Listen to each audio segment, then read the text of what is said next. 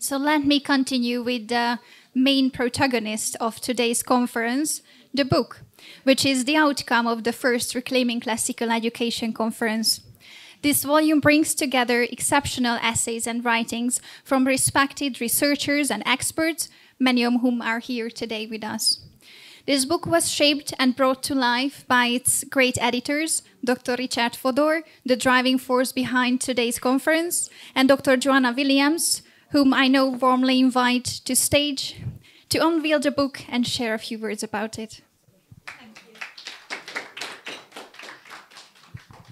Thank you very much, Eniko. I'd like to begin by extending huge gratitude to MCC and to Ordo Iuris for hosting the conference today, and indeed, as Eniko says, to Richard for being the brains behind today's event. I think it's very important that we are holding this conference, and it's personally very inspiring, if that's not too indulgent.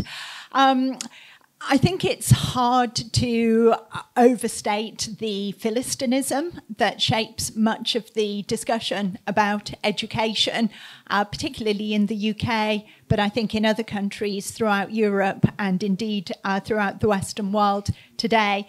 To give just two examples, very recent examples from that have hit the headlines in the UK. The first is an economist who has argued that a whole third of school time should be given over to children learning about AI and new forms of technology. So 1/3 of all lessons focused on AI and new technology. That was last week. Just 2 days beforehand, we had a report from a celebrity-backed think tank in the UK, the Centre for Young Lives, that said that the purpose of schools should be to offer children training, and I use that word deliberately because this is the word that they chose, a training in diversity, equity, and inclusion. So the idea that children are essentially being taught what to think in a very explicitly political sense. Now, to my mind, both of these ideas, both that a third of the day is given over to instruction in new technology and presumably the remaining 2/3 are given over to training in diversity, equity and inclusion, speaks to an incredibly Philistine idea of what schools are for. I think from the child's perspective, this is uninspiring, boring, morally vacuous. It leaves them rootless, as we've been discussing this morning, knowing nothing about their history, their culture, or humanity's potential. It offers them nothing to stretch and challenge them intellectually, and it leaves them confined to a continual present. And I think these are huge problems. But it's also why I'm so very, very pleased to be in this room today and to have been able to edit this wonderful volume, Reclaiming Classical Education, because I think what's so good about this book is that it doesn't just fixate on the problems with education, which is quite easy to do and is very depressing thing to do. But it actually looks to the past and classical education grounded in the past, not to leave children with a vision of a kind of oldie, worldy, romantic view of the past, but to actually allow them to develop the intellectual freedom to critique the world as it is today and to think of an inspiring vision of what the future could look like without ideas being ways of thinking, political ideas being imposed upon them. One thing that was quite difficult when it came to editing this volume, but I actually think is a real strength, is, believe it or not, the diversity of thought that you find within the chapters. So there are 16 different chapters in this book. We move from looking at what classical education actually is, to why it's important, and the future of classical education. And I'm really delighted to say that some of the latter chapters in particular actually focus on models of classical education that are being put into action in schools throughout the world today. And that shows us, I think, what actually is possible to achieve. And one thing that actually keeps me going when I begin to get depressed at the Philistinism that there is in our education system is that I believe that when we introduce children to the best that has been thought and said, they actually respond really well to it. Children want to know about the society that they've been born into. They want to know about the inspiring things that humans have achieved. They want to be able to reach beyond the present circumstances in which they find themselves. They want to be intellectually challenged and stretched, and to be able to experience alternative interior realms. They want to be able to have food for their imagination and inspiring ideas to drive them forward. So I think it's very difficult to present classical education in a way that is actually just boring, or a way that verges upon indoctrination. But the disagreements, if you like, if you read carefully, you'll realise the disagreements that emerge in the pages of this book, I think are actually incredibly healthy, because they show us that classical education is not just one thing, that it is disputed, that there are different ideas about what this could involve. And I think that healthy debate that appears in this book, again, just reinforces the idea that when we talk about classical education, we're not just on about reaching down from a shelf to pick up an instruction manual from 2,000 years ago and put that into operation today, as if the previous 2,000 years had never actually happened.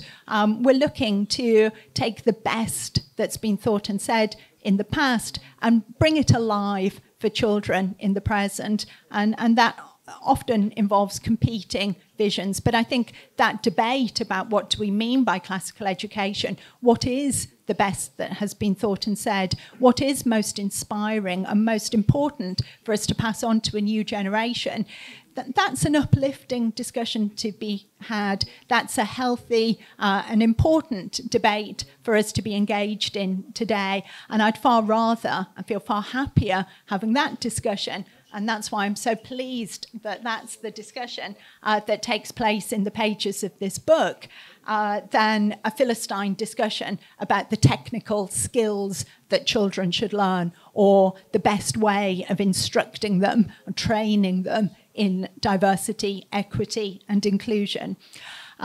So all that remains for me to say is really to offer, a huge thanks to MCC, most specifically to the Learning Institute and my colleagues in the Learning Institute for initiating the ideas behind the discussion, the initial conference that took place, and the ongoing debate that has allowed this book to come into fruition. So I'm really grateful to my colleagues, Richard, Aaron, János. I won't name all of them.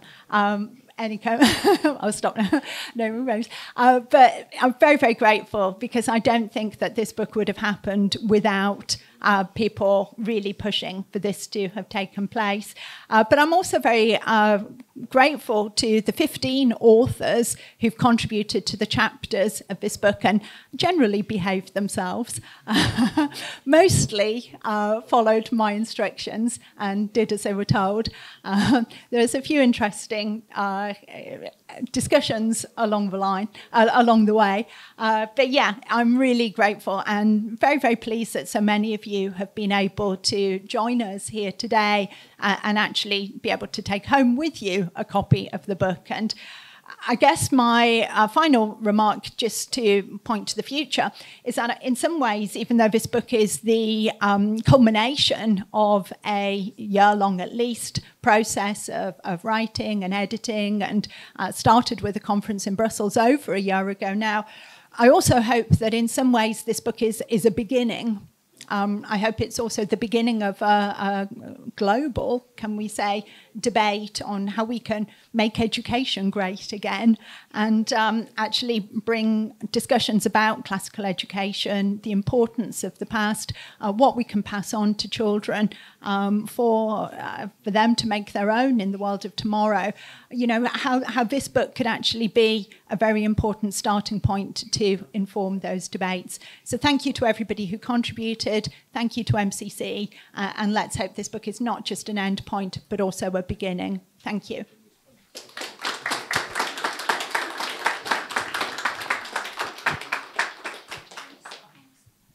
Thank you, Joanna.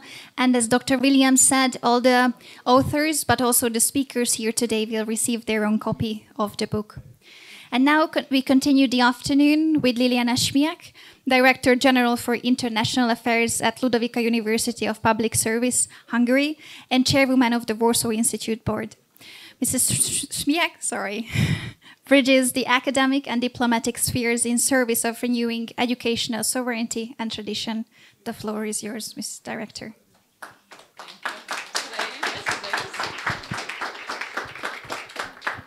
Well, thank you very much for this nice introduction and very good pronunciation of my last name. Please, it's perfect. In Hungarian, it would be Liliana Nevetes, if I'm not mistaken. I'm looking at Mr. Director, and he's saying yes. Well, first of all, thank you very much to the MCC Learning Institute and Ordo Iuris for invitation and great organization of the event.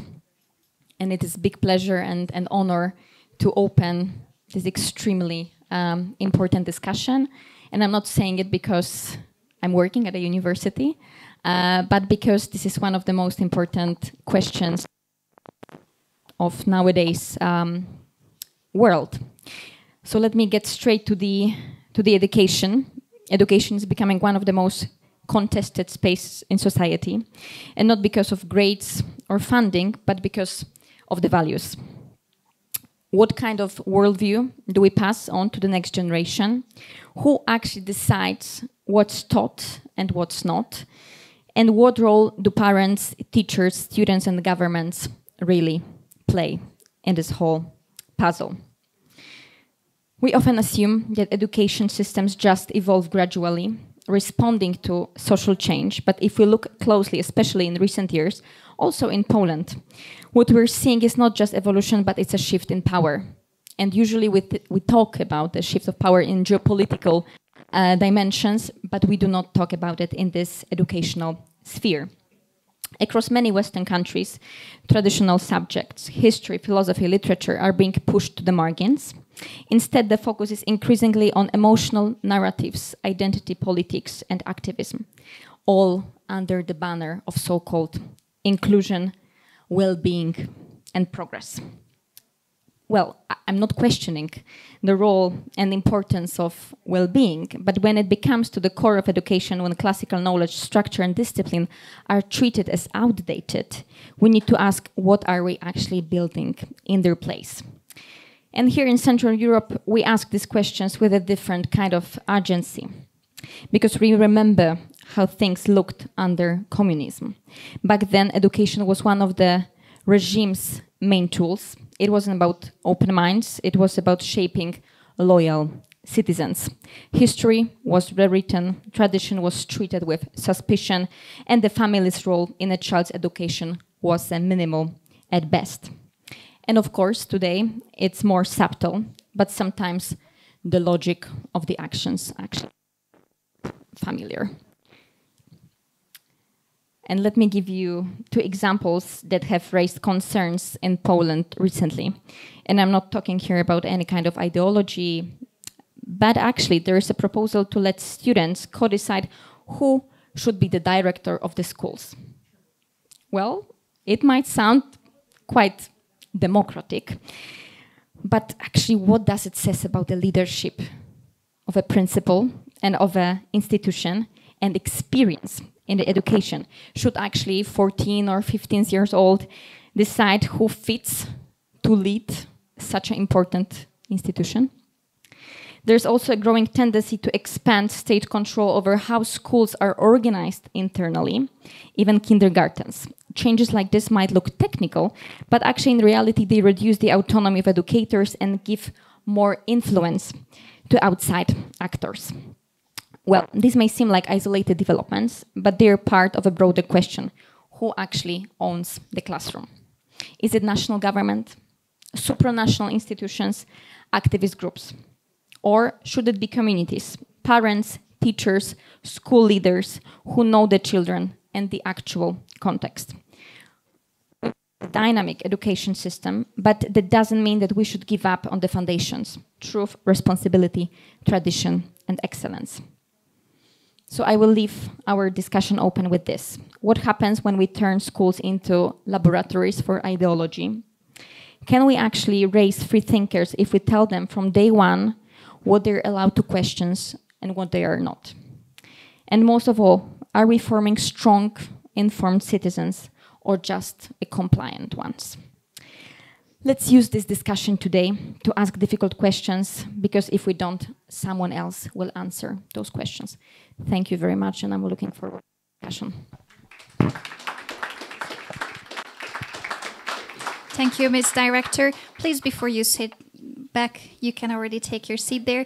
And besides your name, there was just one more difficult thing to decide which language you will use, because she's the lucky one who can speak not only English and Polish, but also Hungarian. No. Please take a seat at the discussion. And I will invite back Dr. Joanna Williams to moderate this discussion.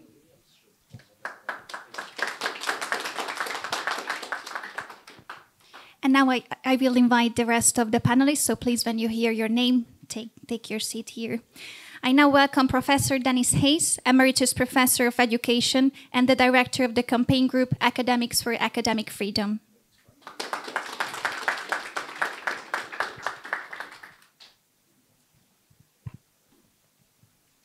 It's okay. I invite to the stage Mike Gonzales, Angeles Tiarandoro e Plubrius Unus Senior Fellow of the Heritage Foundation.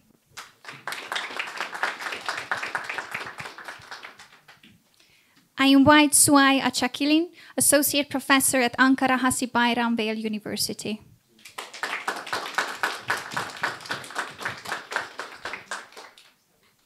I invite Dr. Stuart Waiton, Senior Lecturer at Abertay University and Chairperson of Scottish Union for Education. And please, Dr. János Setényi, the Director of the Learning Institute. And before you begin, we had 2 questions earlier which had to be stopped. So I hope now we will have the chance again for the audience to ask their questions. Hopefully this is on now. Thank you very much, Eniko.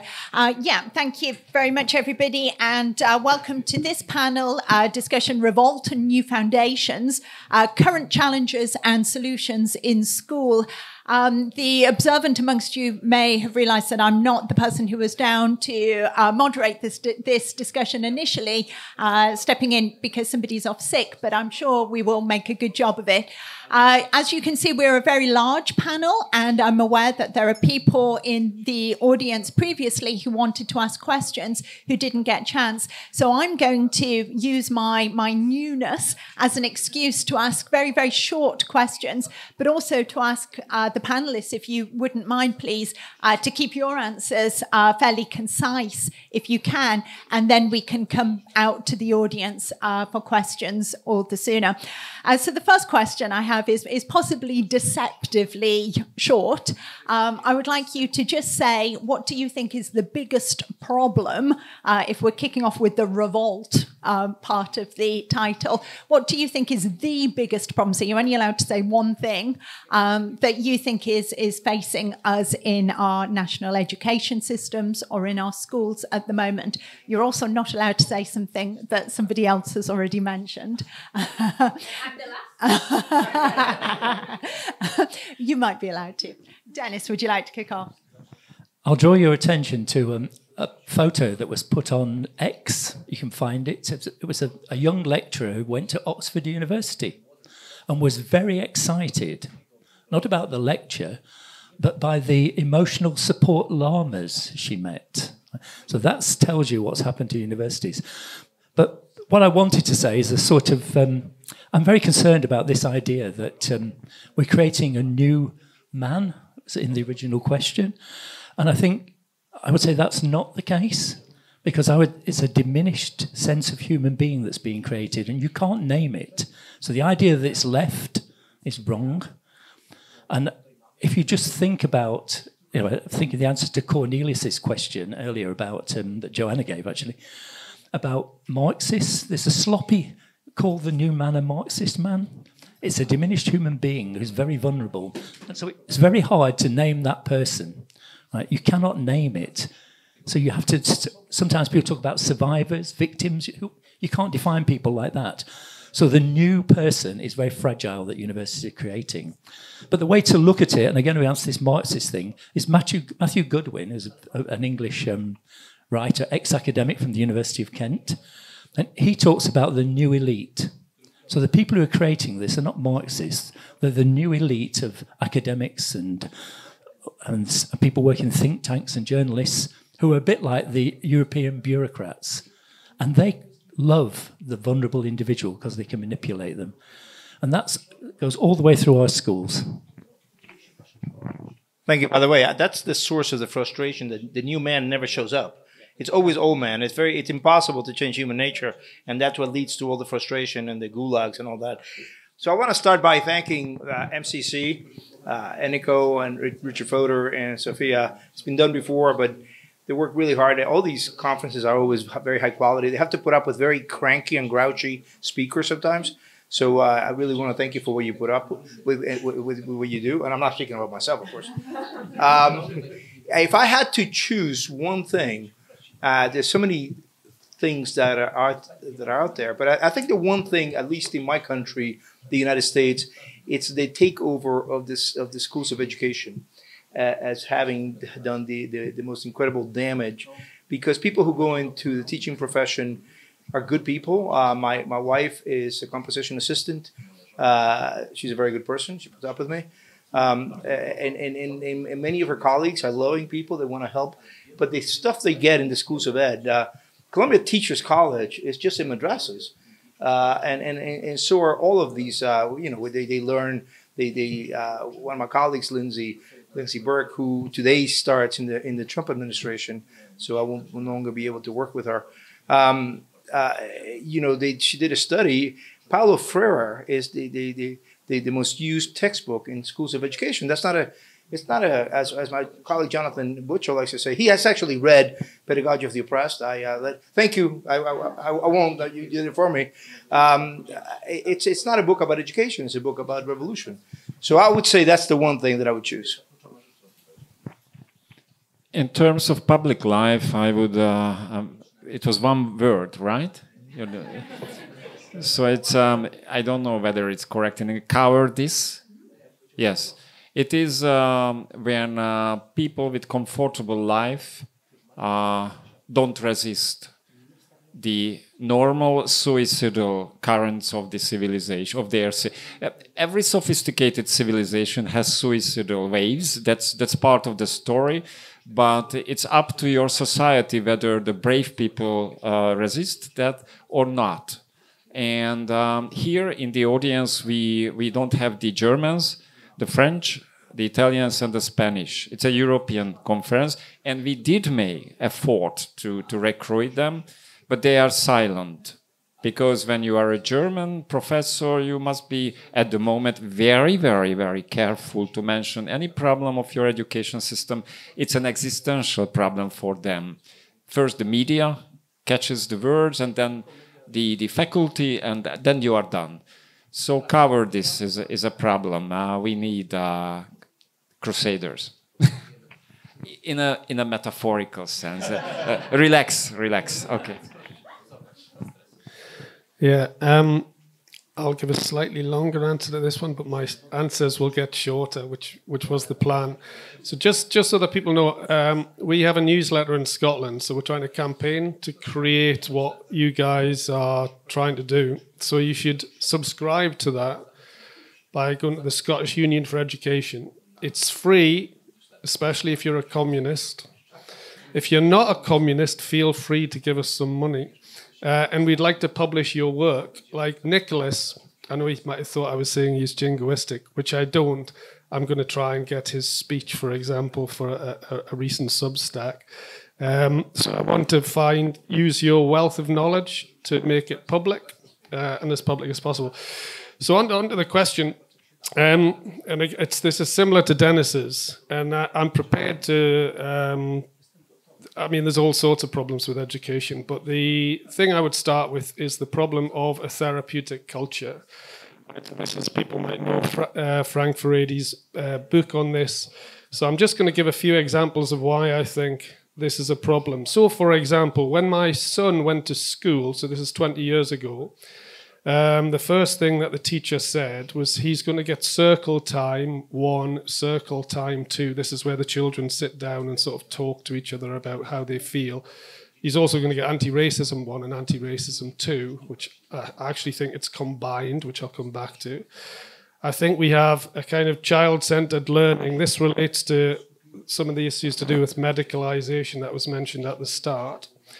A kind of softly approach, where I found recently that there's Dundee nurseries now have banned the use of the word bad for small children.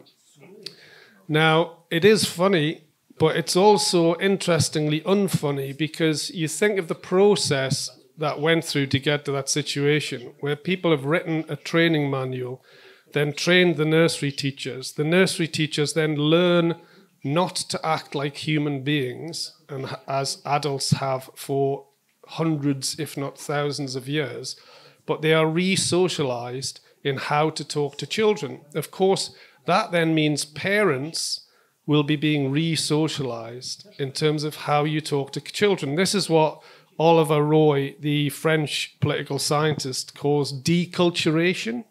So he says it's not that one culture is being changed to another culture, it's the culture itself is being destroyed, essentially, by a more kind of managerial, technocratic process. So asserting your authority in socializing children becomes an anathema, if I can get the word out. 40% of children in Scotland now have additional support needs. Right, that's 40%. I think 15 years ago it was about 2%. It's now 40%. A lot of that is it's connected to neurodiversity. Neurodiversity, I'm concerned, is going to destroy universities. You already have a situation where they're dropping exams, right? Because you've got to think about the neurodiverse, and it's so all-encompassing in terms of its potential to undermine education. It's gigantically problematic and highly under-critiqued, right? Because adults have bought into it, right? Society has bought into it. Huge problem. Teacher training, one of the things I found fascinating about teacher training, 2 minutes, was how much self-reflection they do, right? So it's self-reflection, constant self-reflection, fascinating. And it felt to me like you're almost trying to educate teachers to be forever open-minded, so they don't learn to become confident educators that learn from their experience. And as one wise old man once said to me, sometimes you can be so open-minded that your brain falls out. And I feel that is what is happening with schools. Final 2 points. One is the transgender issue is not really, for me, a problem because it's about transgender. It's because we're teaching children to be obsessed with themselves, right, and their identity. So they're turning inwards instead of turning outwards, which is the entire point of education. So that is really the bigger problem of the trans thing. And ultimately, the reason I think it's so difficult is because I think this is a new etiquette, right? This whole thing is a new etiquette which is politically and emotionally correct. So it's about being kind. And this is why it is so difficult, I think, to challenge. And the reason why so many people have adopted it, because it's a new type of politeness, of decency, and so on. And that's what we need to grapple with, because that, to me, is what makes it so difficult. Sorry, it was so long. First of all, I would like to thank you to MCC Learning and the Ordo Iuris, János, Richard, and the whole team. Actually, I'm an expertise of the international relations. That's why I would like to bring a more macro politics perspective to this education issue. That I have been witness the discussion both in this organization and last year the MCC Education Summit, because I was also the former MCC visiting fellowship. What I observed is that we need to consider education as a matter of the national security. We have been discussing the education in a different perspective in many ways, teacher education, in all levels of education, higher education issues. But the point is that sometimes there is a lack of the seeing, understanding component of that, how we interpret it as a policy choices in each individual countries is a main point. And I think in this case, looking more macro way could be a new perspective to understand the education, because each country has its own problem and has its own experience when it comes to the classical education. And I think nowadays, while the world is going through in a very chaotic way, we should consider the education as the biggest component of our national security, because education is the key actor in the societal cohesion that you can consider as a sustainable future and a sustainable generation.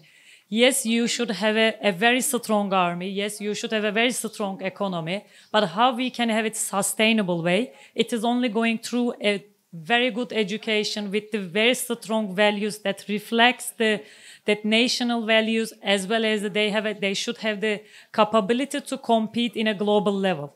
And I think these perspectives can actually combine with the security perspective. It could be interesting to see how the policy choices should be interpreted in the different countries. Thank you. So many great things were already said. I will go a little bit to the actual, let's say, Polish situation that we are experiencing right now, and actually to the recent elections that we had that took place in Poland. What is one of the greatest challenges in Polish educational system? Of course, I agree with what you've said, and there are some challenges that I already described in my speech. But what I'm seeing right now is actual contempt, very often of the teachers. Just yesterday, or even 2 days before, just before the elections, I was checking my Facebook feed, I was checking my X feed, and the amount of the inputs that I saw there done by the teachers who, in the name of the freedom of speech, are actually trying to shut our students up in a way, was enormous. It was enormous, and in the name of this freedom of speech, they're actually trying to make everything in a political way. You cannot actually say things that you really think of as a student if you are not in compliance with the teachers, and they are in most of the cases coming from the left side. So if you will vote against the mainstream ideas, unfortunately, you will be either excluded from the conversation or you will be called a bigot, stupid Catholic, and things like this, and it is still happening. So it means that actually majority of the population in Poland is so-called a bigot or just a stupid, not well-educated citizen. And that's what we're having in Poland at the universities. I was shocked because a lot of those people who were adding those posts on social media, they were also my teachers at my university. And actually now I'm also working part-time at this university in Poland. I was shocked. I was literally shocked, because it means that if I'm not agreeing with them, I should be actually excluded from the classroom. So what is happening right now is the huge politicization and actually the need. So if you don't express your opinion in certain way, if you disagree, but you won't go along with the line, you're completely excluded, and that's crazy. Thank you very much. I will just shout for my next question, so you can keep the microphone, please, and we'll come back the other way. Thank you. Bit of shouting. So my next question then, I'm also being very, very mean and going to ask you all to be incredibly concise again. Some of you even more concise than you were last time. You know who you are. My next question then is also very, very small, but could have huge answers, which is, how did we get here? I joked in my opening remarks about make education great again, but truly if somebody asked me, I would struggle to say when there was a golden age of education, if there ever indeed has been a golden age of education. What do you think? Could you point to a time in the past when things were good? And if so, when and how and why did things start to go so wrong? Actually, honestly, I think what I just mentioned, social media, phones in classrooms. I mean, it's crazy. Now students are completely overstimulated with the information that they are receiving, and it was not the case in the past. And unfortunately, in certain countries, there's not even an idea to ban phones from the classrooms. And now students are only living in this virtual world without actual chance to go out and have a normal conversation and interactions with the colleagues, with the teachers. And what we're experiencing right now is also the crisis of actual loneliness. That's what I'm feeling. Actually, you don't need to go out of the social media nowadays. Right now, if you order an Uber or a taxi, you can even click that you don't want to talk to the driver. You don't need to go out to a shop because you can order everything online via certain apps. And unfortunately, it's exactly the same thing that is happening with schools. Students, they don't need to interact with anyone. Everything can be in the phones. Well, from the perspective that opened by the Liliana, I would add that it has been a very popular in my country, in Turkey. We are discussing the cultural hegemony. Why we are discussing that? Because a group of people, they claim that they are a majority, that the Liliana also mentioned, that they say that we still holding a cultural hegemony and we are against the government and the president education reforms. And when you say that, but we need to also preserve the values like the families or the societal values. They said that, okay, you can preserve, but in any case, in the long term, we have the cultural hegemony and our dominance will be replaced your cultural values. And what is the point that the students mostly suffering from? The disinformation and unfortunately manipulation through the social media. Compared to the European countries, my country has the most number of the youngest population in the Europe. As you know that, and we have the most higher number of the social media users, both in the higher education level and also in the more smaller level of the education. So what we've seen as the biggest the problem is that especially the cultural hegemony that called by some group of the political vision or political identity, unfortunately overlapping the main core values of the society through the social media and created a kind of the bubble zones for the students. And when they have never interacted with the previous generation or their own generation, they have a kind of the mindset that this is the new world. But this is not the new world. There is no new world in this way. As quick as possible. The collapse of belief in knowledge and rationality caused by the contradictions of modern society. So 19th century progressive educators, as I understand it, emerge because you no longer have faith in the knowledge from the past that can be transmitted to children. So you start to mess with knowledge education. So for over 100 years, the problem we now suffer has been brewing. Admirable, Stuart.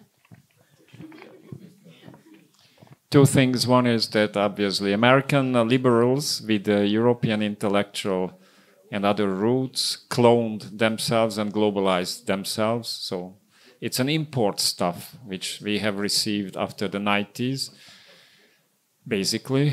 And Mike knows much more about that, of course.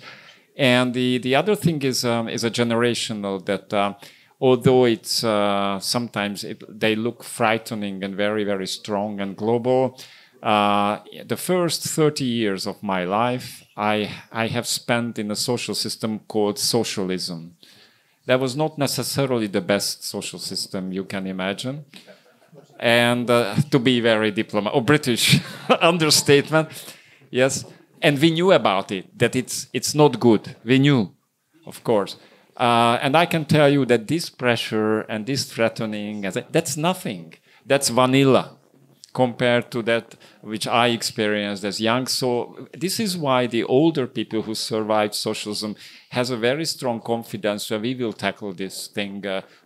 Don't be desperate. This is vanilla compared to the communists.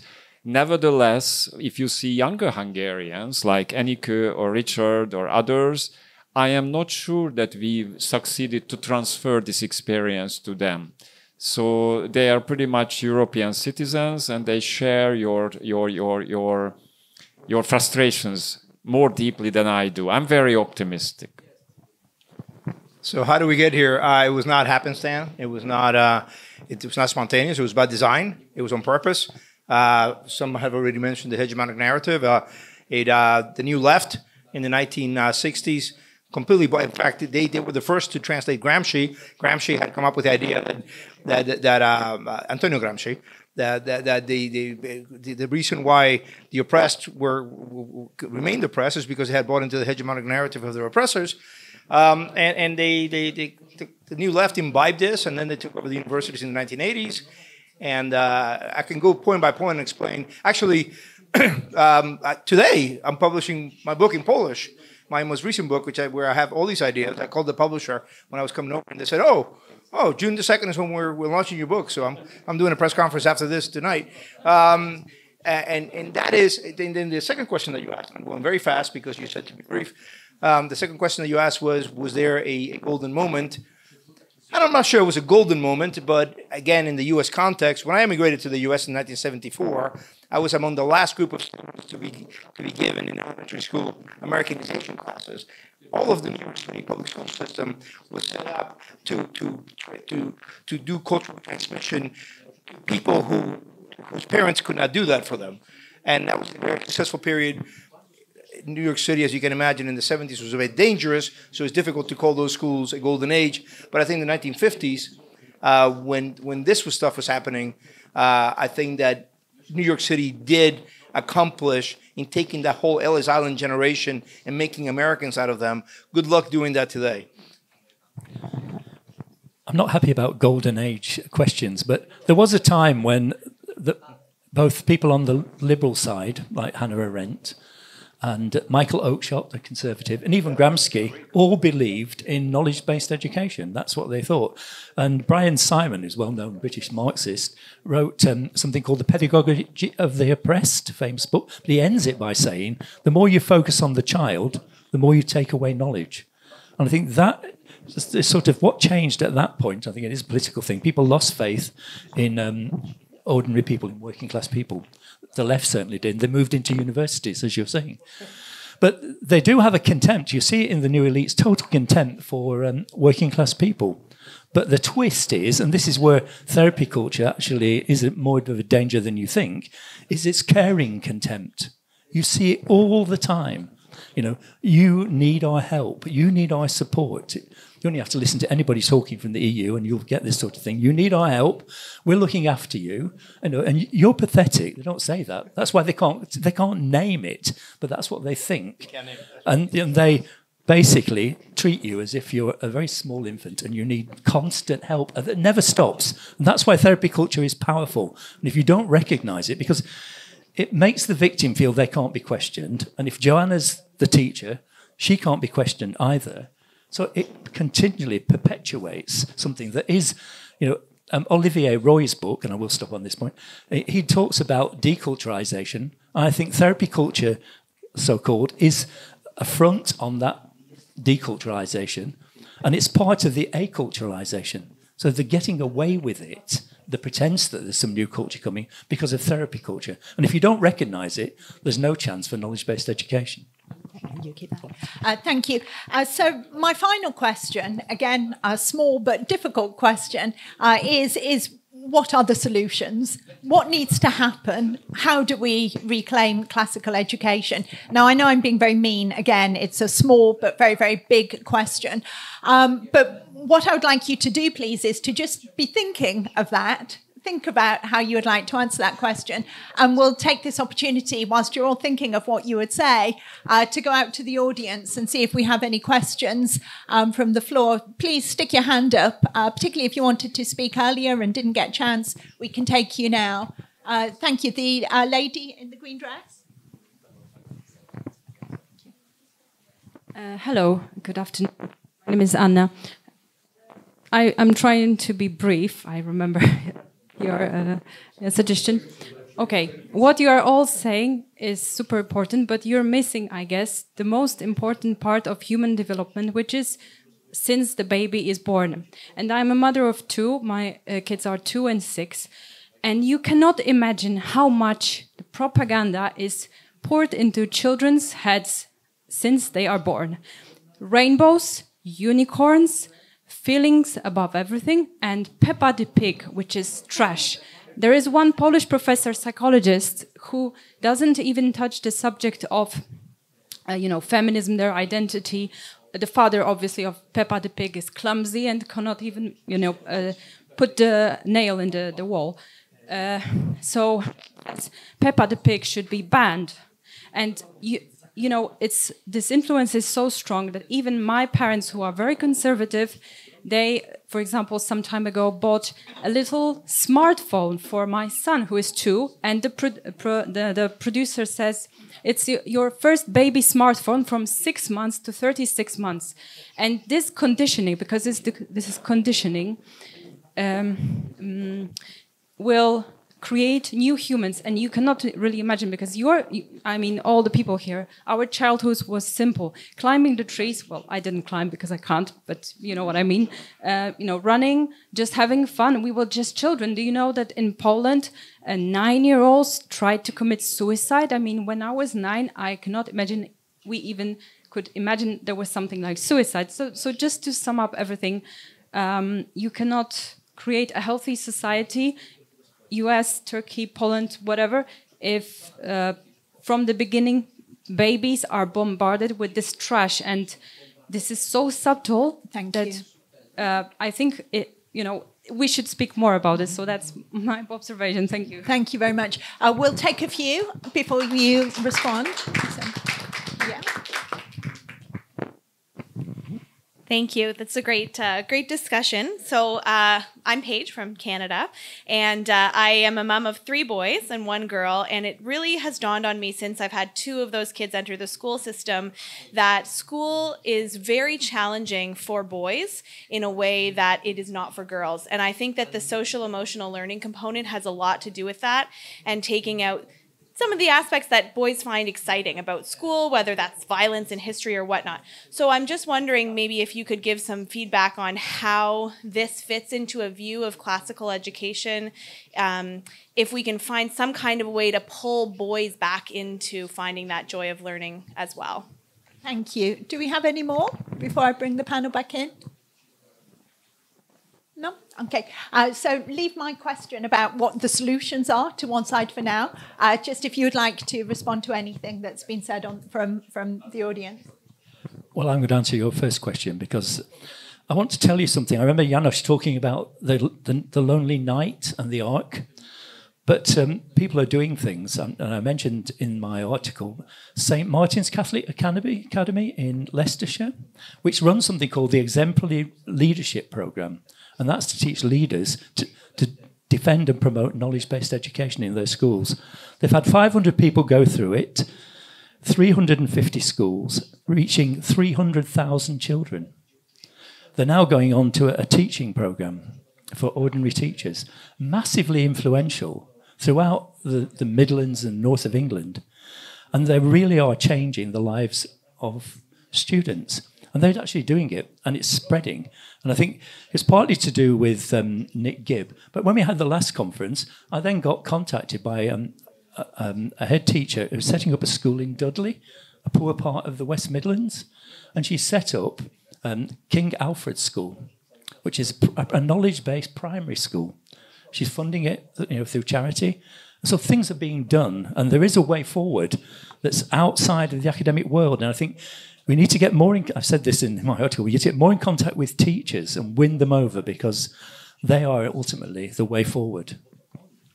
I'm not sure that I'm suited to answer the first question, because I have 3 well-adjusted children, which means that my wife did all the work. I'm married to a very strong, opinionated Scottish woman.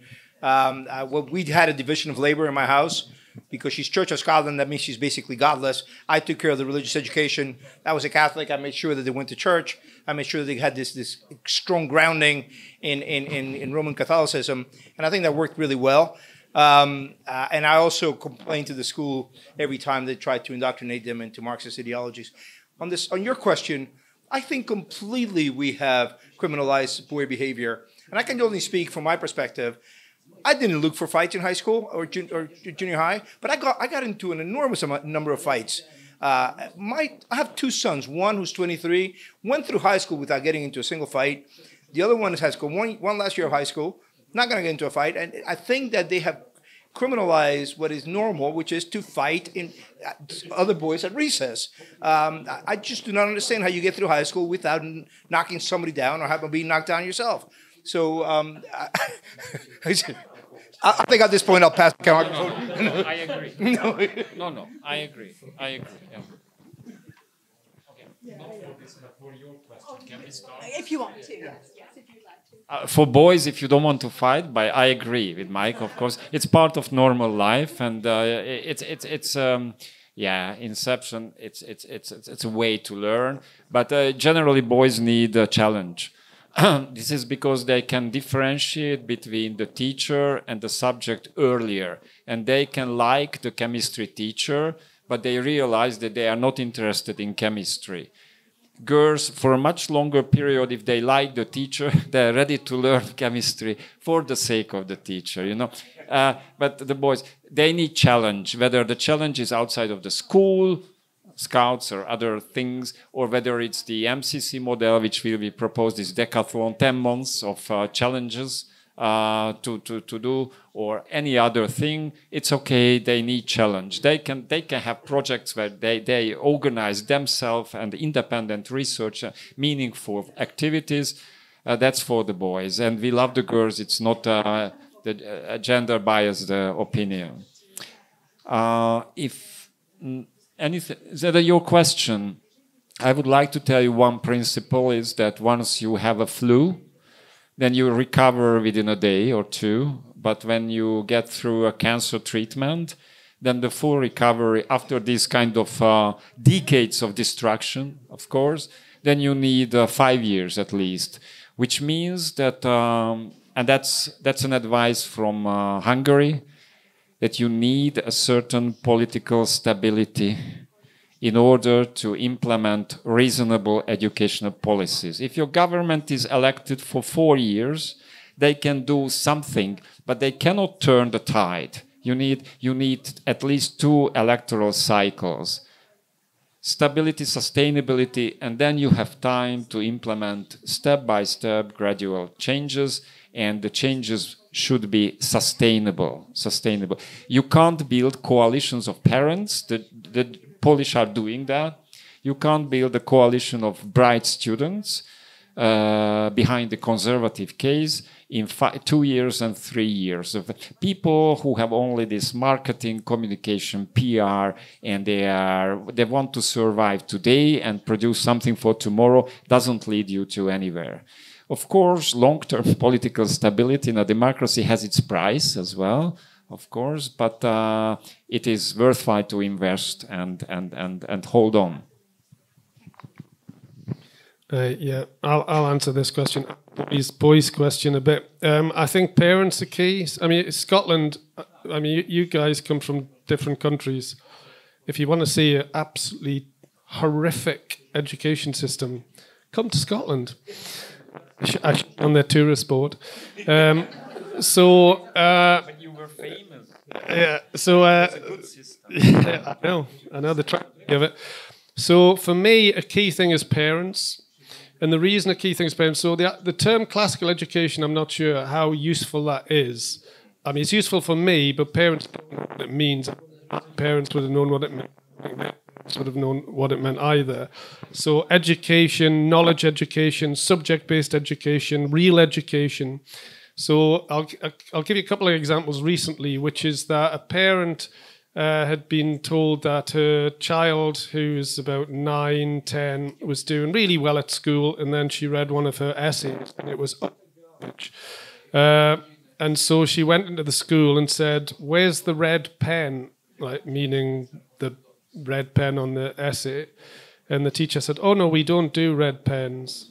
And didn't you think it was good?" And she said, "No, it was terrible." And she says, "Do you do times tables?" She says, "No, we don't do times tables either." And so this parent said, okay, she'd had kids for 20 years, and she said the education they receive now is incomparable to just 20 years ago. So she took the kid out of the school.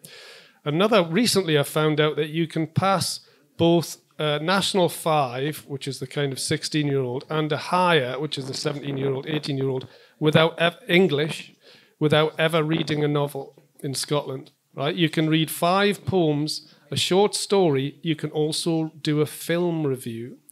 So parents are seeing this, right? And they realize just from their own experience that this is garbage, right? Absolute garbage. So knowledge-based education, and I think if we are able to create a kind of like parents' revolution for knowledge-based education, that will change the nature of teacher training. Teachers will then have to become serious and take themselves seriously. I think that will then give them authority and take into the class. I think they'll then take the idea of discipline more seriously because they know what discipline is for. It's actually for a purpose. It's to educate. I think parents' aspirations will potentially be raised in this process. And ultimately, the most important thing is it will drag kids out of themselves, because now you will have schools that are entirely focused on ideas of discipline and knowledge, and kids will be dragged into the world of education, beauty, etc., etc. So that is the dream. So subscribe to our Substack. Thank you.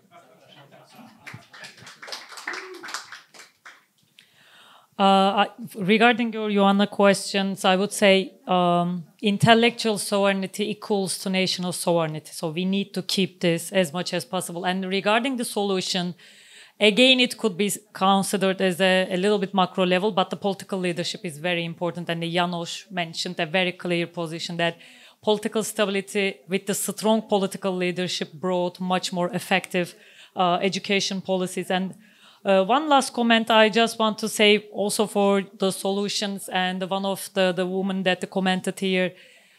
Believe me, we have the all common problems in all countries. The Peppa Pig, I have 2 nephews. Unfortunately, it's also broadcasting in Turkey as well.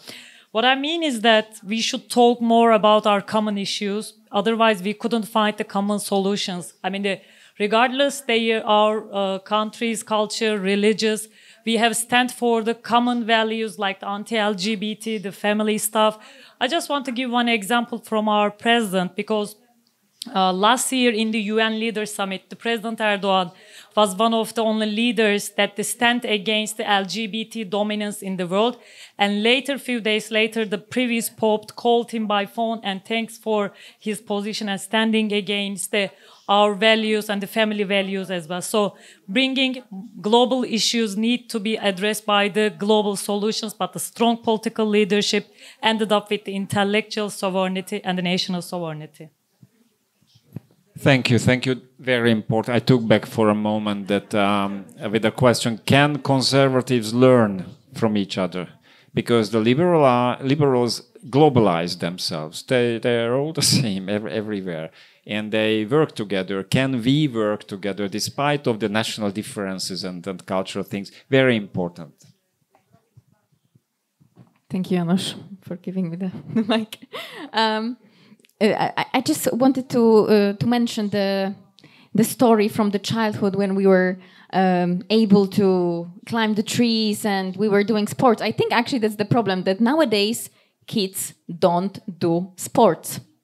In Poland, no, but it's a serious issue. I mean, I was training rhythmic gymnastics for at least 10 years, and actually I didn't even have time to think about other issues. I was spending 5 hours in a sports hall, and that's it. Nowadays, at least in Poland, I don't know what about other countries, but we are experiencing a plague of physical education exemptions, which is ironically quite funny because we are talking about well-being of the students, where at the same time we're cutting off the actual roots of the actual well-being. And what is sport doing? It is teaching us determination, teamwork, and at the same time how to handle failures. And maybe if the kids would be able to learn how to handle failures in the very beginning, then we wouldn't be having so many depression within 8 or 9 years old at schools. Thank you. I think we have a few minutes left, and I can see there's one more question. Alka? I think the lady that mentioned politics makes a really important point. And I say this as from Don't Divide Us, we are launching our third reports. And unlike our previous first two reports, our first two reports were about very much related to education policy, looking at local councils in Britain and then looking at third-party organisations influencing the curriculum on EDI issues. And what I realised, that's over the space of about 2.5 years. And it became clearer to me, and this was also after I'd spent many years doing my PhD in philosophy and sociology of education, arguing with people for knowledge-based education, arguing for aesthetics-based literature teaching. I realised that unless there is a shift in the political culture, we're only going to get so far. We will have individual examples of excellence that we want to encourage. We will not have the kind of change that anybody that wants to see everybody has an aspiration for a universal improvement and uplift. We won't see that happen because in a large part of our problems today are driven by the complete degradation of politics and all that energy, all that attention and focus that ordinary people would have spent in the political sphere. I don't mean party, I mean politics and civic life, where you see a connection between what you want, what you hope for, and what you can actually do. People listen to you. You phone the doctor, you get through to somebody, you get an appointment. You complain about your local situation and somebody will listen to you. That kind of is destroyed. And all that energy is now going into any range of random issues, whether it's smartphones or what boys eat or what boys read or what girls do or what nail polish girls use, into a whole range of arbitrary issues. And that is going to be playing whack-a-mole forever, right? So we need to get them. So this leads me to the third report. We realised that what was underlying all these things was a very core tenet of multiculturalism that's obviously got turbocharged in identity politics and links with the therapeutic culture, which is a very degraded view of what it is to be a human being and what it is to be a citizen. And I had an argument with gender-critical feminists at a conference. They said, why are you worried about the Equality Act in in Britain, Alka, because this is what our new report is on. The Equality Act just means everybody is equal. Everybody has a gender or sex. Everybody has a nationality. We are all equal. But what they forgot to say is that conception of equality says you can only be equal if you accept group identity. If you reject a common identity, that common identity being a national identity, other than that, a human identity. So it is a huge, huge price to pay. And that's why our report is coming out on the 12th of June. Please look it up. It will be online. And I really hope it will get some serious attention to get rid of the Equality Act. Is there anybody else, please, before I ask the panel for their final thoughts? I guess my very, very final question then, to stimulate your final thoughts today, is really just that if somebody was here who had not been following the discussions that we've been having, they might be quite shocked at some of the things that we're talking about, both in terms of our understanding of what education could and should be, and also perhaps some of the ways we've talked about boys fighting and some of the way in which the discussion's gone. I guess if somebody was to come in from outside this room, they might say, oh yes, but what about all the problems with children who've got mental health issues or have ADHD? You know, we have to take this seriously, do we not? If children are mentally vulnerable nowadays. Or they might say, well, what about skills for employability? Isn't it important that we use school to train people to enter the workforce? And you've not said anything about IT and information technology, training people for the world of work. You've not talked about how we prepare children with the kind of mental capacity to cope in a harsh world that we live in nowadays. Are we not being overly romantic in our concept of what education could be? And I guess my final provocation then is just how do we bridge that gap? How do we get from where people are now to the education ideas that we would like to see? How do we take people's concerns seriously, but at the same time move the discussion on to the type of education that is more knowledge-based, the classical education that this conference is focused upon reclaiming? Yeah. Let me go directly maybe to the current marketplace, workforce. Should we train employees for huge multinational corporations? My answer is no. My answer is totally no. I believe everyone can learn how to use Excel or any other program that is being used in the multinational corporation, and it shouldn't be our purpose. I have finished economics, so maybe I'm not the best one to give this opinion. But no, my question is no. We shouldn't be somehow like a backhand places, backhand workshop centers for multinational corporations. No, if you want to join them, you should go and they will train you. Education shouldn't be about actually training monkeys that would be just following orders from your supervisors at work. So no, absolutely no.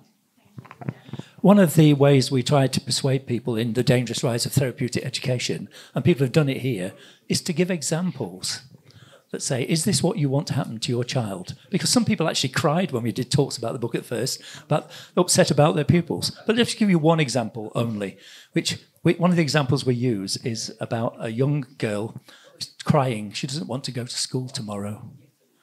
And so it's dad, didn't punch her, talking to her, she said, well, we've got a worry box at school, and it's my turn to put my worries in the worry box. And then she says, but I haven't got any worries. And of course, that's it. You're not allowed Do you want to do that to your children, to make them constantly anxious and worrying? Because that's what the therapeutic turn in education does. Yeah, that's actually a nice segue from what you just said and what you said. I think that the transmission of knowledge is not divorced from the transmission of culture.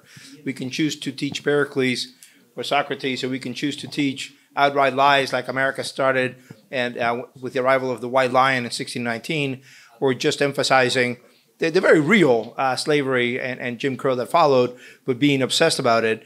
I think because we are, something you alluded to, because we are faced with the same enemy, as it were, and I don't mind using the word enemy, I think we could, these conferences are very useful because we can come up with common ideas, common solutions. That's new to conservatives. Conservatives conserve different things, so we don't do international very well. The left does international. Marx was all about internationalism. The Jacobins, as we know, tried to export revolution everywhere. But now that we're faced with a common enemy, we can have these great, and this is one of the best, I think. It's small, but it's always very high grade. I always come away with a lot of good ideas. So thank you to the organizers once again. There is no complete answer for your question, of course, but two little bits. One is that people already revolting. This populist revolt is the revolt of the frustrated, humiliated working class. Those who were called rednecks and you know, everywhere. And if this sophisticated conservative elite can make a lasting coalition with the revolting working class, then there is a chance to do certain things. In my country, we are in a good position, like a knowledge-based curriculum, order and discipline in the classroom, and every day we have a gym or physical lessons, compulsory for all, every day in the school week. So we are just holding the front line and waiting for the Western European colleagues. But of course, we are living in the same global village, so we have 10 years, and then the front line is open. So we need the revolt in Germany, France, Spain, and Italy, I would say. In the meantime, and I agree with Mike. Conservatives should work together. And Richard and our colleagues have created the so-called European free space of education. There will be a clearinghouse of these ideas, papers, publications, and the knowledge. We can exchange and collect those things there. It's an online thing.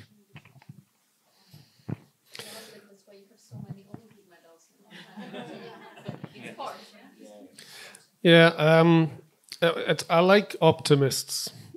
Being a practicing pessimist myself, I really like optimists. So I always think it's funny, I don't know how other people think about themselves, but I think if I met myself, I'd find myself very tedious. So I always try and find people who are the opposite. However, I would say that in the last 6 months probably, it's increasingly occurred to me. So, for example, when the transgender stuff starts to develop, your kind of heart sinks and you just think the world just gets madder and madder, right? It's just never ending, right? This rubbish. But of course, it's almost like the worse the idea is, the more of a reaction there is going to be. So I almost look for these terrible things now and think, actually, this is good. Because ordinary people can see BS and rubbish when it's dancing up and down in front of them. The hair colour and piercings obviously help at times, but nevertheless, I think ordinary people can spot serious problems. And one of the things I think that a lot of parents in particular, I've noticed, see is the undermining of childhood. And there is a real emotional reaction to the undermining of childhood, right? That's not just the trans education, it's also the sexualization education. And it's also, I think, potentially exactly what Dennis was saying, that you can say, do you think your 8-year-old describes themselves as depressed? because 8-year-olds are now different and depressed, or do you think they've been educated in the language of depression? And I think it's a real strong card, especially at primary school level, to promote the idea of childhood and the significance of childhood and childhood innocence as a thing that's really important, because mothers in particular, but parents in general, have a really strong reaction to that. Just in terms of the question about skills, I don't think it's a hard argument. I really don't. I don't think you'll find many parents, if you say to them, well, your child's got 12, possibly 14 years of school and 50 years of work. Do you want him to be trained to be a worker throughout his entire life, or do you want him to have the space to become cultured and educated? I think most parents would plump for the latter. I really do. I don't think they would be jumping at the idea of, I'm desperate to have skills so that you can work in McDonald's or fix a tire or whatever. I think they have a basic understanding that school should be about education more broadly. Well, it's not easy to be the last one. What I was thinking that firstly I agree with this, Stuart. In the Turkish culture, the optimism is the must. Otherwise, we can't survive for many centuries. I'm optimist, but I think we need to focus on the children's soul, because in one of the previous hadiths in Islam says that if the knowledge is in China, let's go for it. What it means for us that even in the wisdom or the knowledge is far, far from you, you need to go and take it, learn it. And I think we lost that kind of the spirit in our education system. We need to raise our children's soils to put that the willingness and that kind of the spirit that goes for the knowledge, wisdom, and its values.